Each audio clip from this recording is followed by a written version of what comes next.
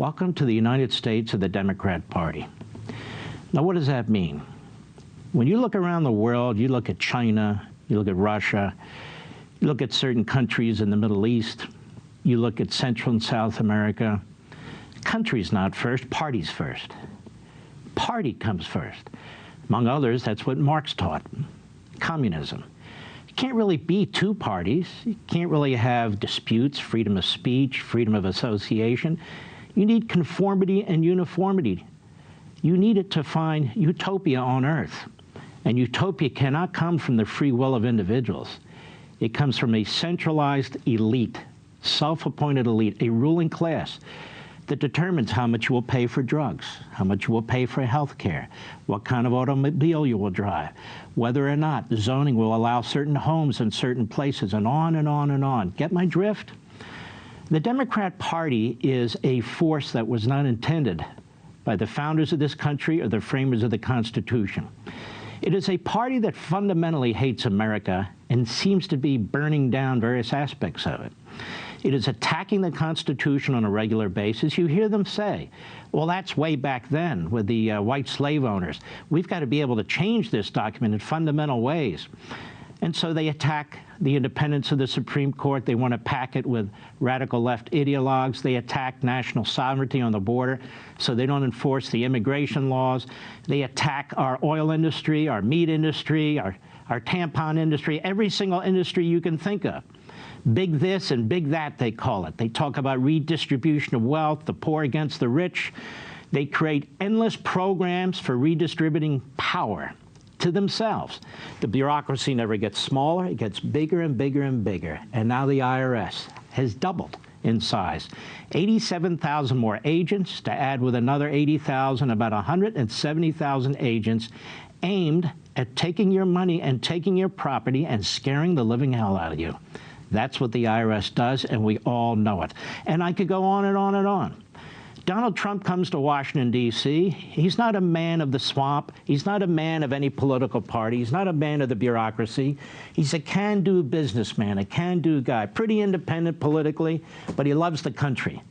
And therefore, his leanings are conservative. His leanings are for traditional values and beliefs. And he says, look, I'm going to change some things here when it comes to immigration, when it comes to our economic policies vis-a-vis China and other countries. I'm going to change the way we do business in Washington, D.C. And so the red flags go up. And so they coalesce, whether it's the Democrat Party and rhinos and never-Trumpers. They coalesce. Whether it's their corrupt media, they coalesce. They build a wall around Washington, D.C., and they don't want anybody penetrating it. The American people, we the people, we're not to have a say. Look at this last bill they just passed. It's going to fundamentally alter so many aspects of our lives. They call it the Inflation Reduction Act, and everyone knows it has nothing to do with inflation except to increase it, nothing to do with reduction. How many of you had a chance to look at that bill? It was written by a couple of senators, one claiming to be a moderate from West Virginia. They ram it through, and in a week's time, they pass it. That's not representative government. That's government, iron fist, top down. We have no say in our classrooms, and if you have something to say, well, the Attorney General of the United States, the FBI, the rest of the Department of Justice, well, they're there to shut you down. State legislators are now being investigated because they dared to challenge the Joe Biden electors. Well, we've done that throughout our history. No. Now it's a crime. And you better not mention any possibilities of fraud, because that last election was the cleanest in world history. Despite drop boxes, despite Zuckerberg with his money, despite what the unions were doing, despite this guy Mar-a-Lago, it was the cleanest. Come on, it was the cleanest. And despite violations of the federal Constitution, specifically Article 2. And now we've reached this point up today. Never before in American history has there been a search warrant against a former president. Never. Never. And over what? Documents? The FBI had its ass in Mar-a-Lago. It had a subpoena in June. You want the documents? Take the documents. You guys are armed. What the hell's the problem? No. They were scoping out the place.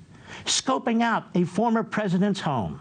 And now this judge isn't going to release the whole affidavit. Why? Department of Justice says, we have witnesses. They have moles. You know what a mole is? A spy. They have spies in the president's home. I mean, that's according to what I'm reading. If you believe it, I don't know whether to, but let's take it at word value. They have spies in Donald Trump's home. Doesn't this sound like 5 years ago? And what's so important? That's in the president's classified documents. Really? Must be really important. FBI sat on its ass for 19 months. Wow, they must be really important. In June, they had to see what was in there, so they sat on their ass 2 more months. Whoa! But it has to be gotten immediately. The Espionage Act does not apply to the president. That's why it's never been applied to a president since 1917 when it first passed. Why? Because the president, under Article 2, Section 1, the first sentence, is the executive branch. He can declassify, he can classify, and there's not a damn thing they can do about it. He doesn't have to fill out some bureaucratic paperwork. Ooh, but did he show us? Did he write something? He doesn't have to listen to subordinates. A statute and a regulation cannot diminish the powers of a president. It's about time these legal analysts read the Constitution they claim to know something about. That's number one. Number two, how many former presidents and vice presidents have documents in their homes? I'll bet they all do. Or one time they did. They probably all burned them by now. Have you noticed not one of them has spoken out and said, well, I don't have any documents? Where's Al Gore? Well, I don't have any documents. How about Dick Cheney? Donald Trump's the greatest threat we've ever had. You have any documents, Dick? I mean, they can ask all these people questions. They don't ask them any.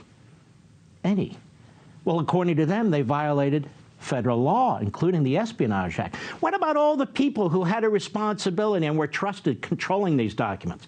The people who created them? The people who brought them to the president? You know, under the Espionage Act, they've all committed felonies. Certainly if Donald Trump has, they have too. The Espionage Act is a wide net.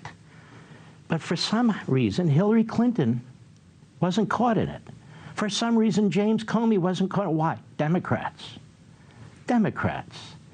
Donald Trump obviously is very seriously thinking about running for president.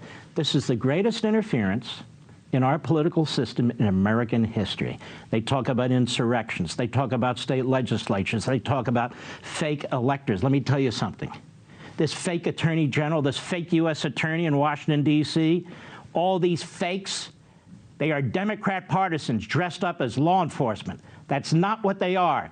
Every damn thing they do is intended to weaken the Republican Party, to weaken individuals who are associated with the Republican Party, to weaken grassroots people like parents. That's who they're there to weaken.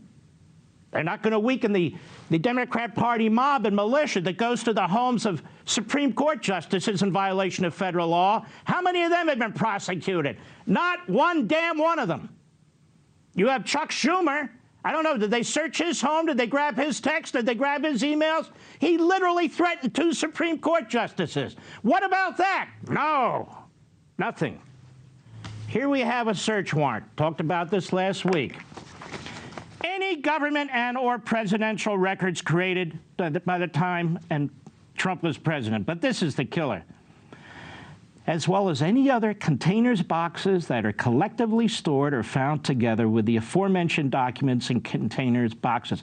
You don't need a search warrant for this. Just kick down the damn door and grab everything. A search warrant is supposed to literally protect the target of the warrant. We don't have a judge, we have a master. Why isn't there a full-fledged federal judge overseeing? We have a master. And so the master signs, oh, that's okay, yeah, that makes sense to me. But it doesn't make sense. That's not what the Fourth Amendment says. Let me repeat. For the Attorney General of the United States, for the FBI Director, the right of the people to be secure in their persons, houses, papers, and effects against unreasonable searches and seizures shall not be violated, and no warrant shall issue, none, but upon probable cause, supported by oath or affirmation, and particularly the word describing the place to be searched and the persons or things to be seized. You know, those guys that wrote the Constitution and these Bill of Rights, they weren't so stupid after all. They said, we don't want general warrants. The Crown did that to the colonists. They did that to us, where they'd say, here, we have the right to search your home. What for? We don't have to tell you. What are you looking for? We don't have to tell you. And by the way, when we're done with your home, we're going to search your person, we're going to search your business, we're going to search whatever the hell we want to, and there's nothing you can do about it. So concerned were the framers of the Constitution and subsequently the rest of the country with the Bill of Rights, that this is the Fourth Amendment to the Constitution of the United States. It was violated by the Department of Justice. It was violated by this master. You can't say you can take all the other boxes that happen to be in the same place. What kind of warrant is that? It's a general warrant, which is unconstitutional. Unconstitutional to use the Espionage Act against Donald Trump. Unconstitutional, this search warrant under the Fourth Amendment of the United States. They will do anything. They will go anywhere. They will search anything. They will clobber anybody to prevent him from running for president.